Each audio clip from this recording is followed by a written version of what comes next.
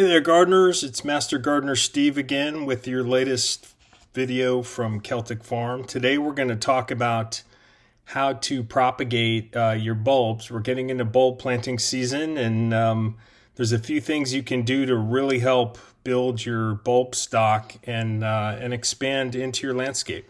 So if you're looking for ways to multiply your tulips, daffodils, or other bulbs, you're in the right place.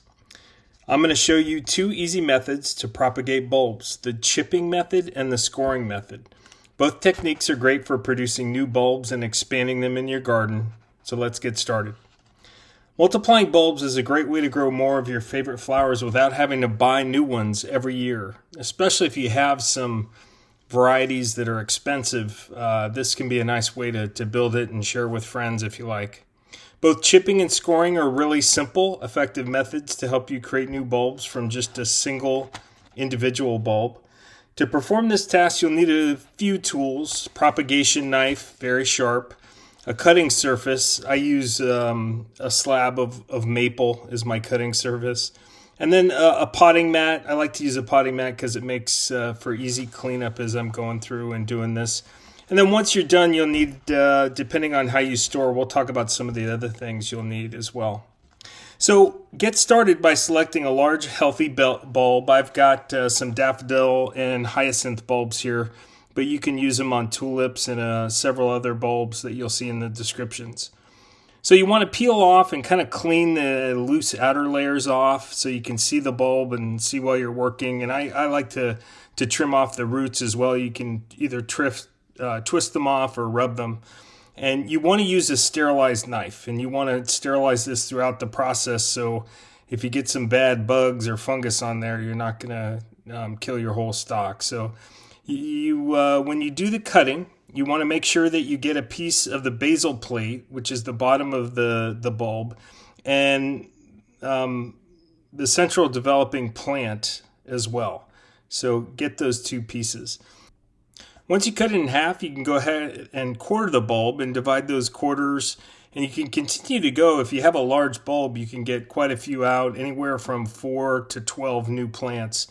You just want to, once again, make sure that you have that piece of the basal plate because that's where the growth is going to occur. So once you're done, you want to dust your chips with fungicide. You can use sulfur powder, or you can soak in hydrogen peroxide to prevent rot. Once you soak them or powder them, you want to let them dry for 24 hours. They'll go ahead and ooze for a bit and kind of heal up their wounds. And then before you plant, you want to go ahead and put them into a well-draining medium like perlite or sand if you're going to store them. I like to put them in a bag, a paper bag, like a lunch bag with some vermiculite. Lets it breathe, and the airflow can keep them dry. After several weeks, these chips will start to develop roots and tiny bulblets. It takes about 2 to 3 years for the bulblets to fully mature and bloom, but it's a great way to multiply your bulbs. Now let's move on to the scoring method. This technique is less invasive than chipping, and it's perfect for bulbs that don't really respond well to chipping and being cut into pieces.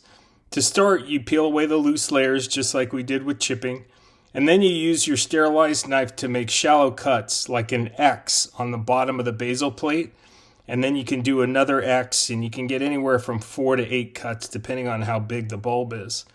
So you want to make sure the cuts are deep enough to reach each root zone, but not deep enough that you dig into the middle of the bulb. You just want to do a cut through that basal plate and into the kind of the meat of the bulb. The goal is really to stimulate the bulb into producing new bulblets around the cuts.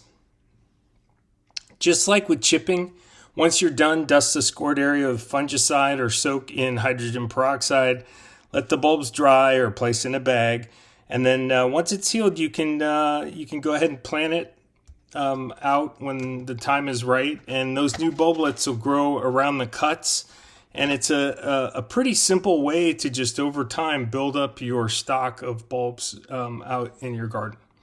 This method takes time as well. It's less invasive, but in a few years, once again, you'll have nice healthy bulbs to bloom. Thanks for watching. If you found this video helpful, don't forget to subscribe for more gardening tips. Happy gardening, and I'll see you next time.